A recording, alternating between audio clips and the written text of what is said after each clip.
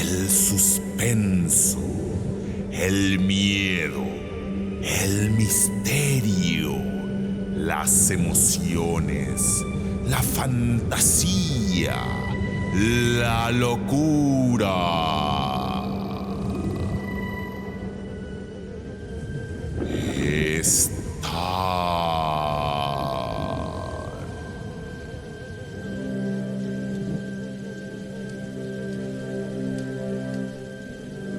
Bajo el umbral.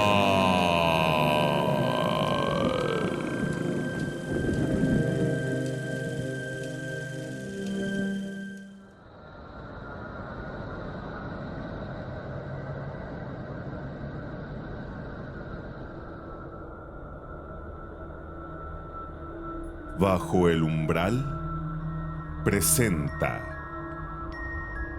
del autor Edgar Allan Poe.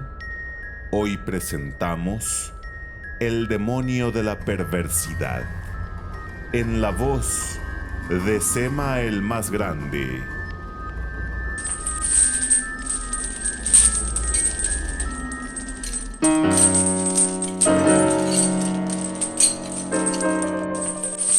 Considerando las facultades e impulsos de los prima mobilia del alma humana, los frenólogos olvidaron dejar lugar para una tendencia que, aunque es obvio que existe como un sentimiento radical, primitivo e irreductible, también fue ignorada por los moralistas que los precedieron.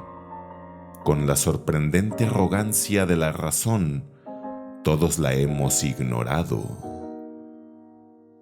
Hemos sufrido su existencia para escapar de nuestros sentidos únicamente por falta de creencia y de fe, sea fe en la revelación o fe en la cábala.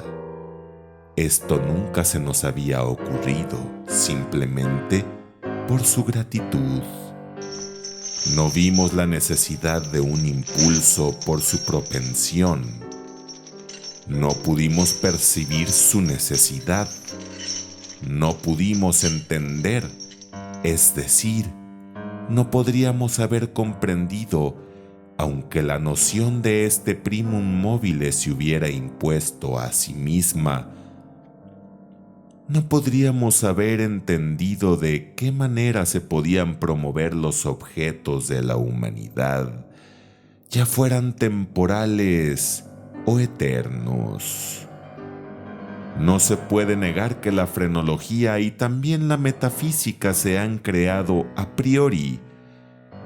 El hombre intelectual o lógico, más que el hombre observador o comprensivo, se planteó a sí mismo imaginar diseños, dictar propósitos a Dios. Habiendo entendido de este modo, para su satisfacción, las intenciones de Jehová, construyó con estas intenciones sus innumerables sistemas mentales. En materia de frenología, por ejemplo, primero determinamos que el diseño que realizó la deidad establecía que el hombre debía comer. Luego, le asignamos al hombre un órgano de la alimentividad, y este órgano es el azote con el cual la deidad obliga al hombre a comer. En segundo lugar, habiendo establecido que la voluntad de Dios es que el hombre perpetúe la especie, descubrimos en el acto un órgano de la amatividad, e hicimos lo mismo con la combatividad, con la idealidad, con la casualidad, con la constructividad y, en pocas palabras, con cada órgano, ya sea que éste represente una tendencia, un sentimiento moral o una facultad del puro intelecto. Y en estos arreglos del Principia de la acción humana, los spurgeimitas, con razón o sin ella, en parte o en conjunto, han seguido, en principio, los pasos de sus predecesores, deducir y establecer todo desde el destino preconcebido del hombre y sobre la base de las intenciones de su Creador. Habría sido más sabio, habría sido más seguro clasificar, si es que debemos clasificar, sobre la base de lo que el hombre suele hacer o hace ocasionalmente y aquello que siempre hace ocasionalmente, en cambio que sobre la base de lo que dábamos por hecho o que la deidad pretendía que hiciera. Si podemos comprender a Dios en sus obras visibles, ¿cómo podríamos comprender los inconcebibles pensamientos que dan vida a sus obras? Si no podemos comprenderlo en sus criaturas objetivas, ¿cómo podemos comprenderlo en sus estados de ánimo sustantivos y las fases de la creación? La inducción a posteriori habría llevado a la frenología a reconocer, como principio innato y primitivo de la acción humana, algo paradójico que podríamos llamar perversidad a falta de un término más representativo. En el sentido que pretendo es, de hecho, un móvil sin motivo, un motivo no motivirt. A través de sus impulsos, actuamos sin objeto razonable, o si esto se entiende como una contradicción en los términos, podemos modificar la proposición para decir que a través de sus impresiones actuamos por la razón que no deberíamos actuar. En teoría, ninguna razón puede ser más irracional, pero de hecho no hay ninguna más fuerte. En ciertas mentes y bajo ciertas condiciones se vuelve absolutamente irresistible. Estoy tan seguro como estoy respirando que la seguridad del error o el error de cualquier acción es con frecuencia la única fuerza irresistible que nos impulsa hacia la prosecución. Tampoco esta abrumadora tendencia a hacer el mal por el mal en sí mismo admite el análisis o la resolución en elementos ulteriores. Este es un impulso radical, primitivo, elemental. Se dirá, ya lo sé, que cuando insistimos en nuestras acciones porque sentimos que no debemos insistir en ellas, normalmente nuestra conducta no es más que una modificación de lo que surge de la combatividad de la frenología. Pero una mirada mostrará la falacia de esta idea. La combatividad frenológica tiene por esencia la necesidad de la autodefensa. Es nuestra protección contra las lesiones. Su principio se refiere a nuestro bienestar, y el deseo de estar bien es estimulado simultáneamente con su desarrollo. Resulta que el deseo de estar bien debe ser estimulado simultáneamente por algún principio que sea únicamente una modificación de la combatividad. Pero en el caso de eso que yo llamo perversidad, el deseo de estar bien no solo no se estimula, sino que surge un sentimiento fuertemente antagónico. Después de todo, si apelamos al propio corazón, esta será la mejor respuesta al argumento que acabamos de señalar. Nadie que consulte y cuestione su propia alma profundamente y con sinceridad estará dispuesto a negar lo radical de esta tendencia. no es más incomprensible que distintivo. Por ejemplo, no existe ningún hombre que no haya sido atormentado en algún momento por el ferviente deseo de provocar a un oyente por medio de insinuaciones. El hablante es consciente de que no le gusta. Él tiene toda la intención de agradar. Por lo general es cortante, preciso y claro. El lenguaje más preciso y radiante está luchando por manifestarse sobre su lengua. Con dificultad se resiste a dejarlo fluir.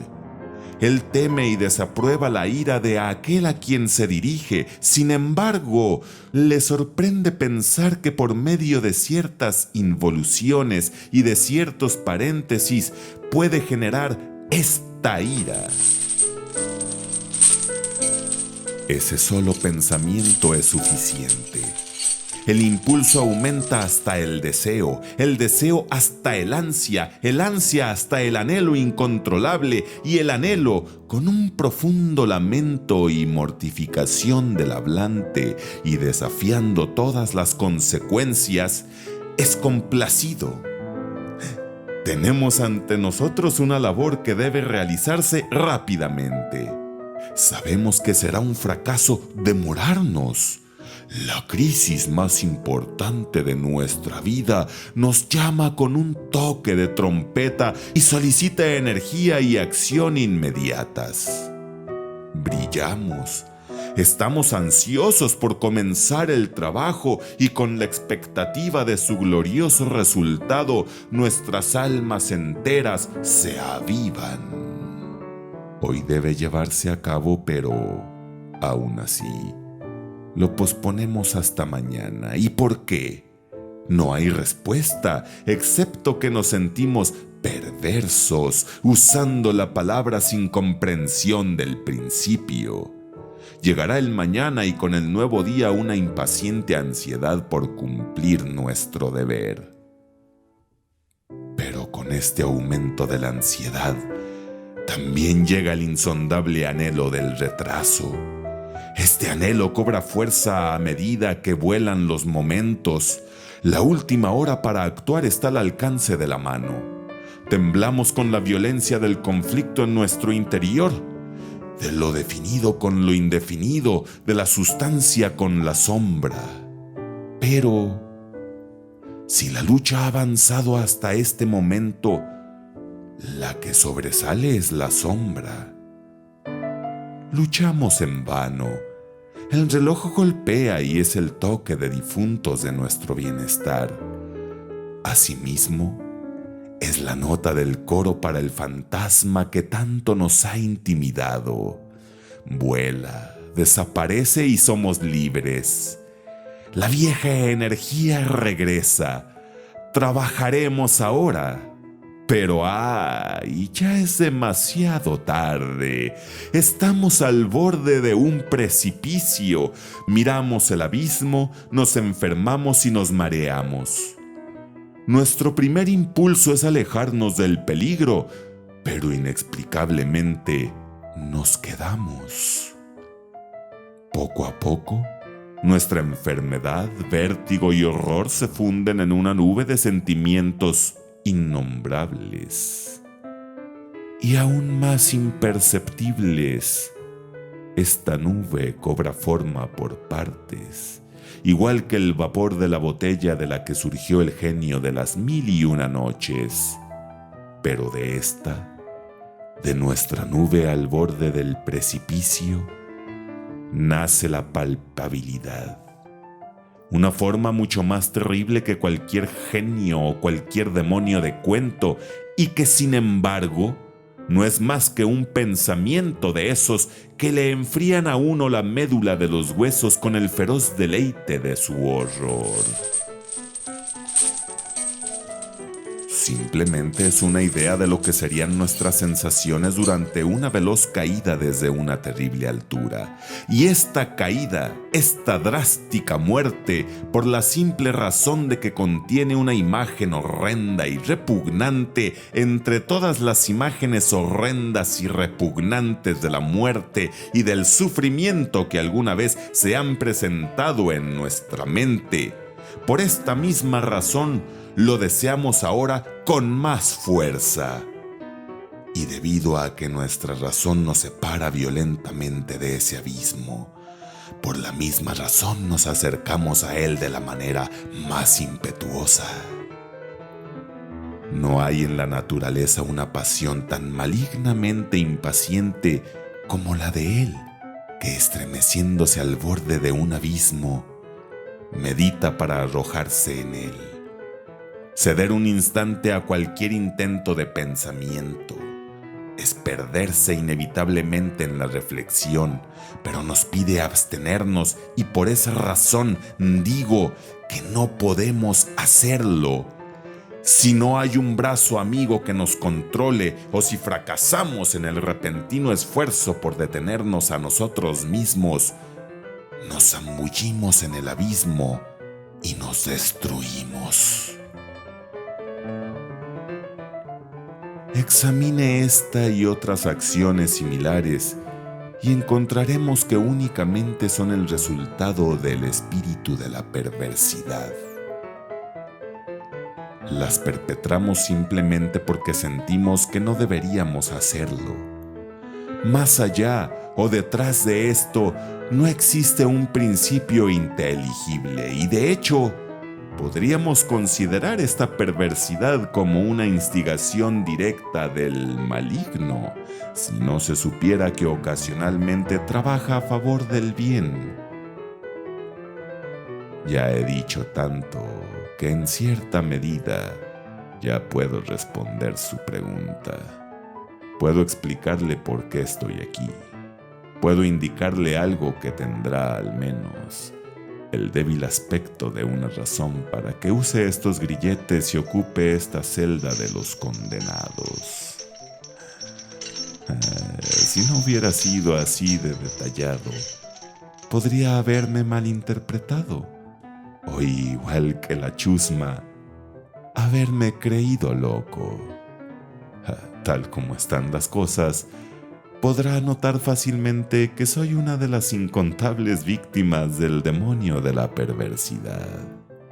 No es posible que cualquier acción se haya realizado con una deliberación más profunda.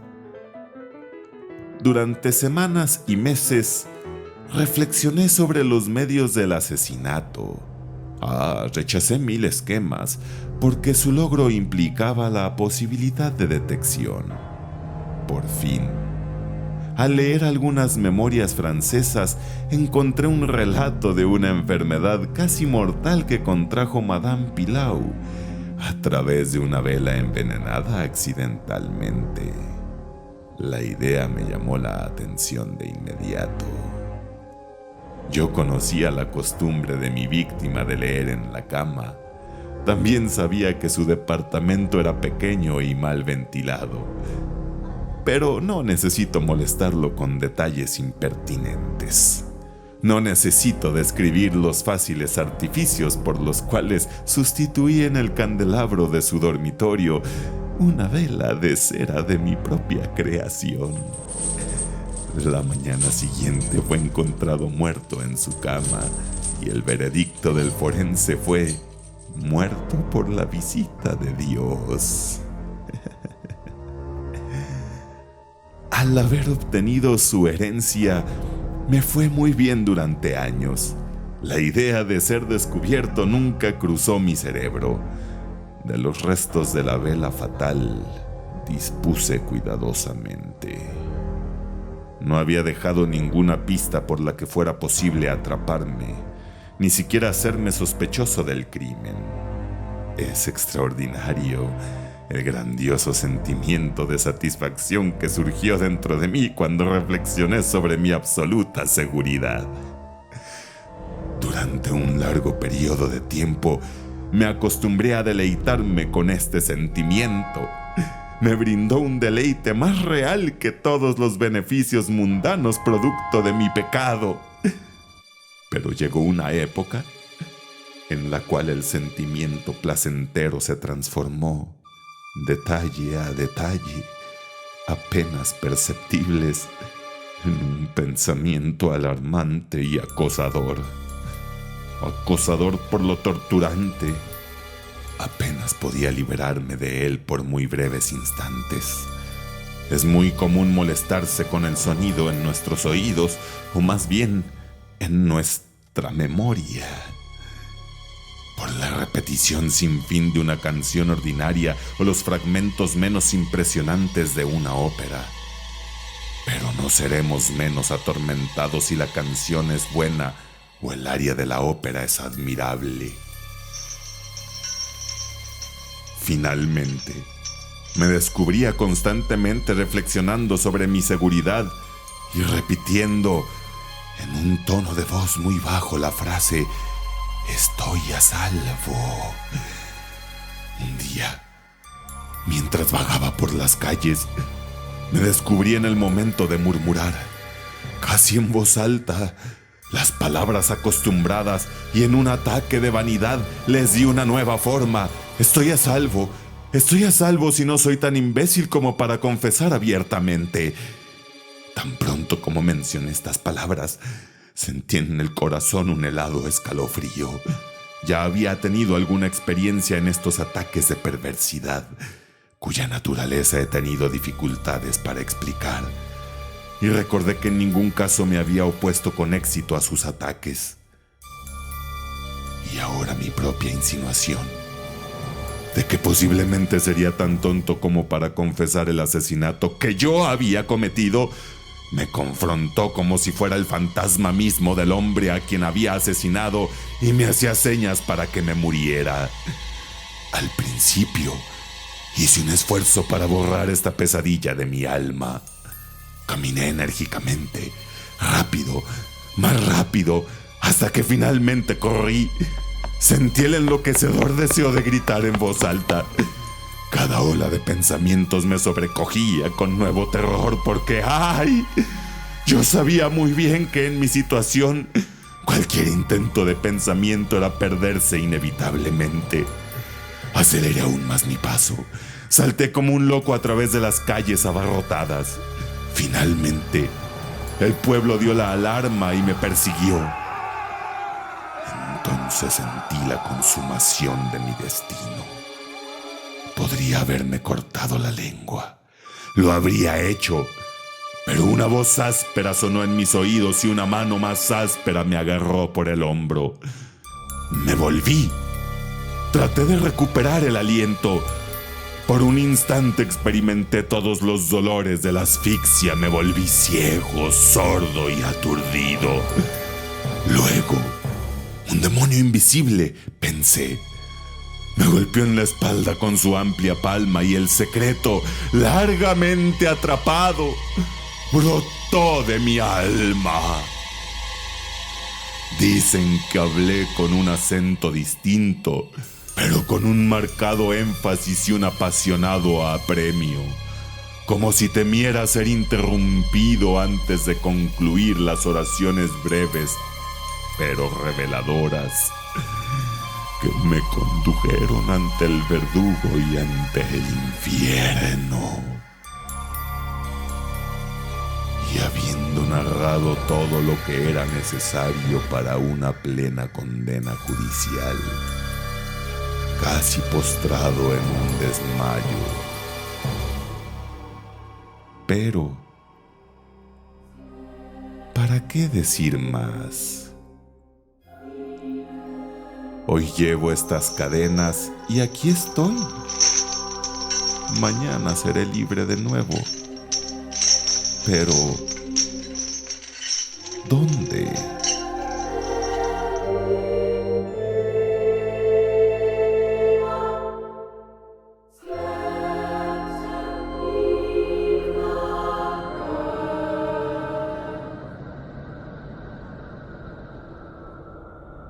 Si usted quiere que sus poemas o historias oscuras aparezcan en nuestro podcast, favor de mandarnos un correo a elumbralpodcast@gmail.com. Los invitamos a seguirnos por nuestras redes sociales Facebook e Instagram, en donde aparecemos como Bajo el Umbral Podcast. También los invitamos a seguirnos por nuestro canal de YouTube, en donde aparecemos como El Umbral Podcast, así como seguirnos también en nuestras plataformas de escucha y descarga, como son Spotify, Deezer, Buzzsprout, Player FM, Intune y Amazon Music.